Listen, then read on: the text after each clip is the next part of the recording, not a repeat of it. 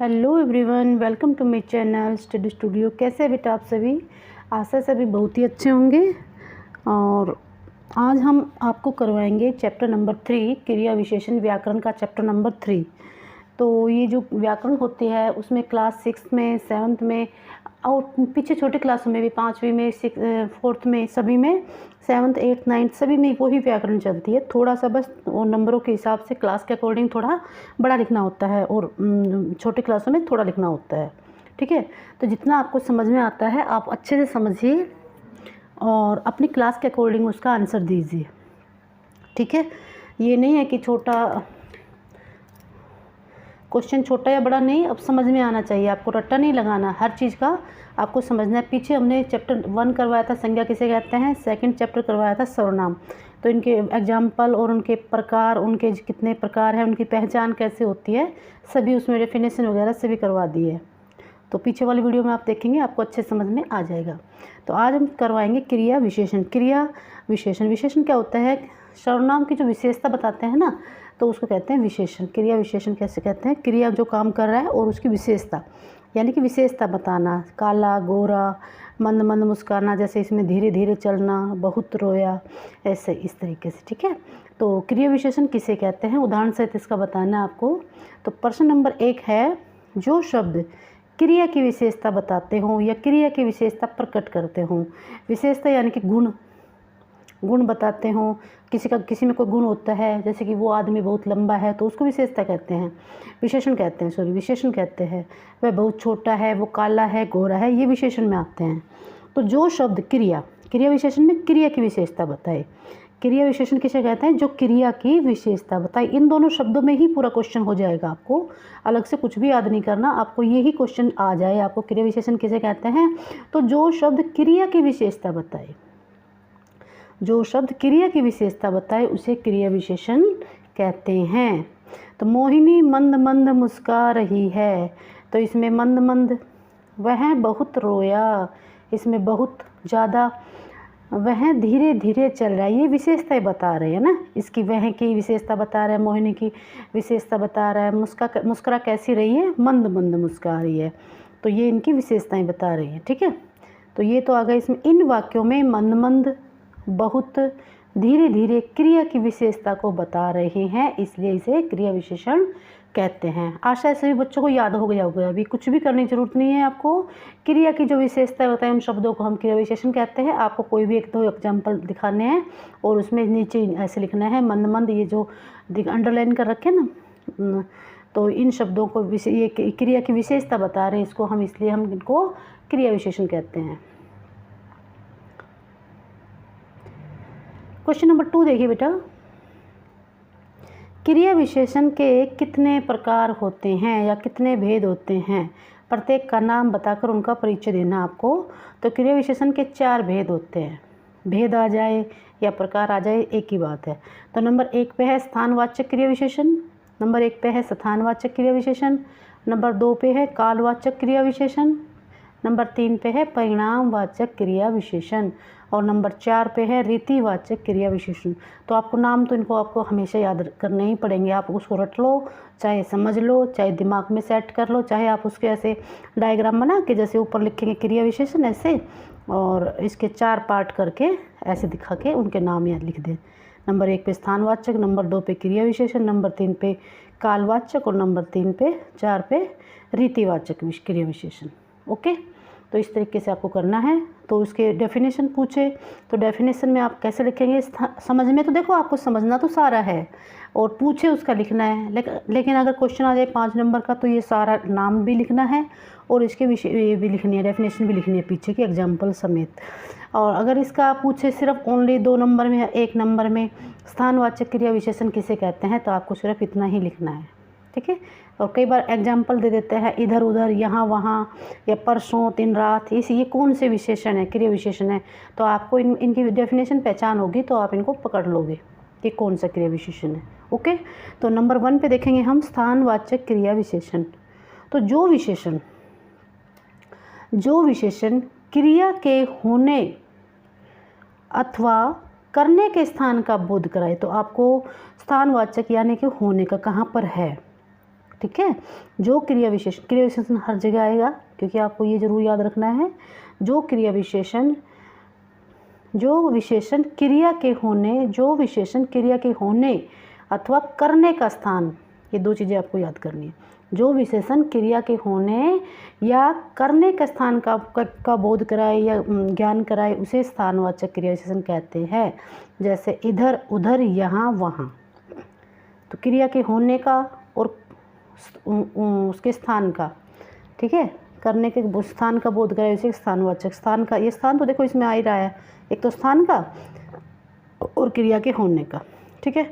Number 2 पे है कालवाचक क्रिया विशेषण। जो विशेषण क्रिया के होने अथवा करने का समय, देखो ये लाइन तो पूरी यूं की यूं है दोनों में। जो विशेषण क्रिया के होने अथवा करने के स्थान को, और जो विशेषण क्रिया के होने अथवा करने के समय का। तो आपको सबसे मेन पॉइंट यहाँ पे फोकस करना है, करने के समय का बोध कराए। जो विशेषण क्रिया के करने का, क्या करोगे, इसमें तो स्थान का बोध कराए, ये मोटे रूप से देखना है, और ये देखना है करने के स्थान समय का। इसमें स्थान का और काल मतलब होता है बेटा समय, ठीक है। काल, स्थान तो हो गया स्थान, और ये हो गया काल। काल होता है समय। तो जो विशेषण क्रिया के होने अथवा करने के समय का बोध कराए उसे कालवाचक क्रिया विशेषण कहते हैं। जैसे आज, कल, परसों, दिन भर। तो कैसे करेंगे, जो विशेषण क्रिया के होने अथवा करने के स्थान का बोध कराए, जो विशेषण क्रिया के होने अथवा करने के समय का बोध कराए उसे कालवाचक क्रिया विशेषण कहते हैं। जैसे आज, कल, परसों। अगर आपको इसमें थोड़ा दिक्कत लग रहा है, आपको याद नहीं हो रहा है, माइंड में सेट नहीं हो रहा है, तो आप इसको एक बार लिख के देखें। आई एम 100% श्योर आपको 100% याद हमेशा के लिए हो जाएगा। इसको, इन दोनों को आप एक बार लिख लें अपनी नोटबुक में, तो आप कभी नहीं भूलेंगे, ठीक है। लेकिन रट्टा नहीं मारना, उसको दिमाग में सेट नहीं हो रहा तो लिखने से और अच्छे से हो जाता है, ठीक है, फिर भूलोगे नहीं। नेक्स्ट है परिमाणवाचक क्रिया विशेषण। जो विशेषण क्रिया का माप या परिमाण बताए, परिमाण बताए उसे परिमाणवाचक क्रिया विशेषण कहते हैं। जैसे कम, अधिक, उतना, जितना। माप हो या परिमाण हो, तो जो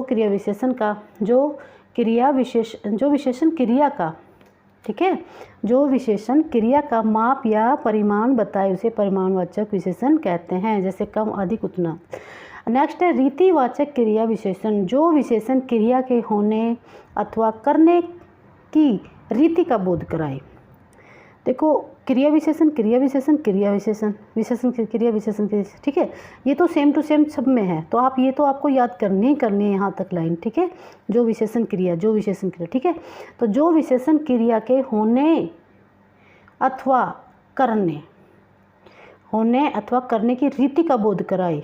जैसे धीरे बोलो, जल्दी चलो, गाड़ी तेज चलती है।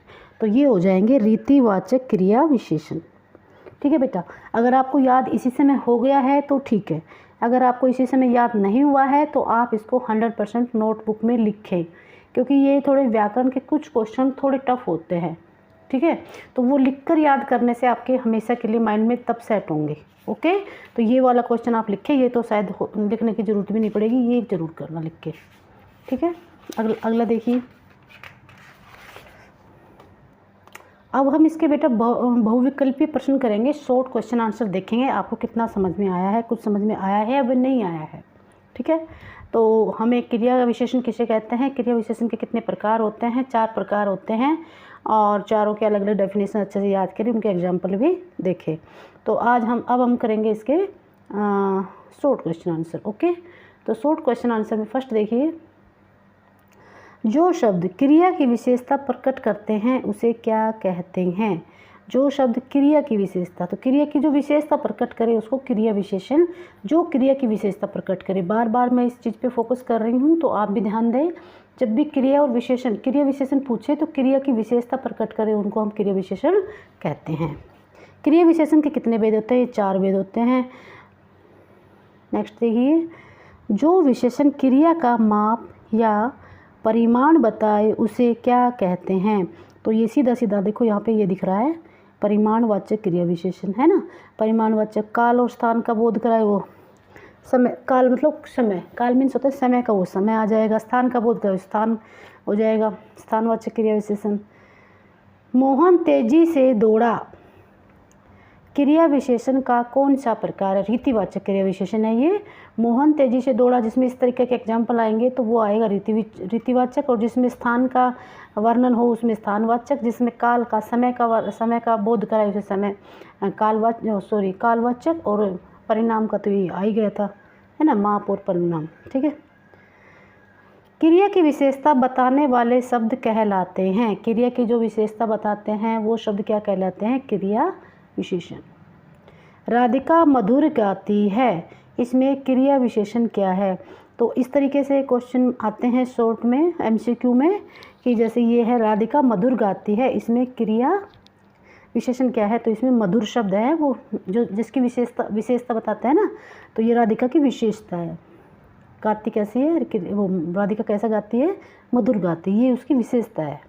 गुण या दोष बताएं। ठीक है, जिसमें हम गुण और दोष देखते हैं, और लंबा छोटा मोटा ये सब विशेषता होती है। जिस विशेषण से क्रिया के होने अथवा करने के स्थान, जहाँ पे स्थान आ गया उसको स्थानवाचक विशेषण हो जाएगा, क्रिया विशेषण हो जाएगा ना। स्थान का बोध हो उसे क्या कहते हैं, उसे स्थानवाचक क्रिया विशेषण कहते हैं। इसमें ठीक है, इतना ही है। आगे वाली वीडियो में हम करेंगे इसके चैप्टर नंबर 4 शब्द व्यवस्था।